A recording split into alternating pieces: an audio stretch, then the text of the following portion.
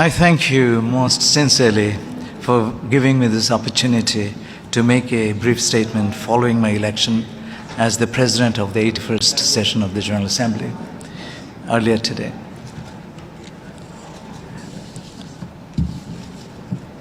As you know, the elections have taken place and I was declared winner, and I've accepted the responsibilities with humility and respect.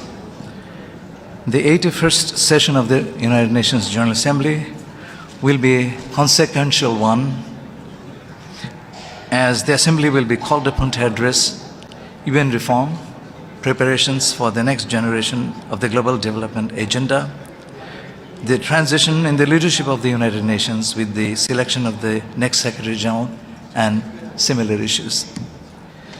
These will unfold alongside urgent global challenges already before us, including climate change, geopolitical tensions, energy insecurity, and widening development divides. In order to face these challenges, as the President of the next Assembly, I will focus on 6 priorities set out in my vision statement: peace, security and justice, sustainable development and SDG acceleration, climate resilience and environmental sustainability, human rights, humanitarian action, refugees and migrants, digital governance, artificial intelligence, science and technology, and last but not the least, renewed multilateralism, UN 80 reforms, and inclusive global governance.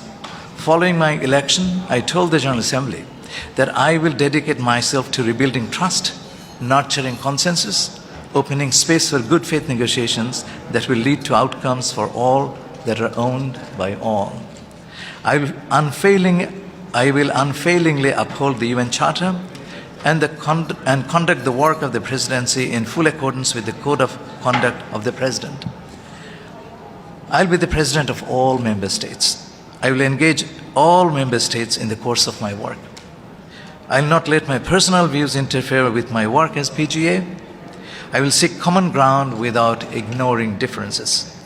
I'll organize my office reflecting geographical, gender and linguistic balance.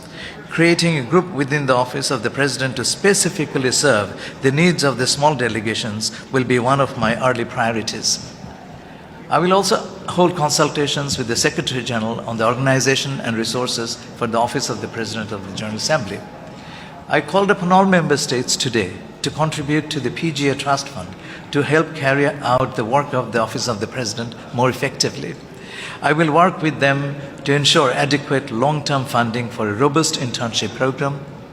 And as the UNGA President, I will dedicate myself to rebuilding trust and nurturing consensus, as I said.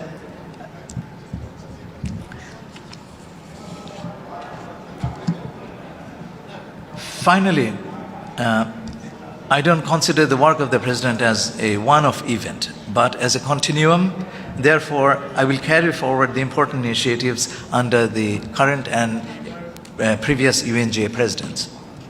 A principal way to advance public trust in our organization is to tell our success stories to the peoples of the United Nations. The UN Press Corps is the best vehicle to accomplish this task. To this end, I intend to work closely with you, and this is my commitment. My doors will be open, and I'll reach out to you.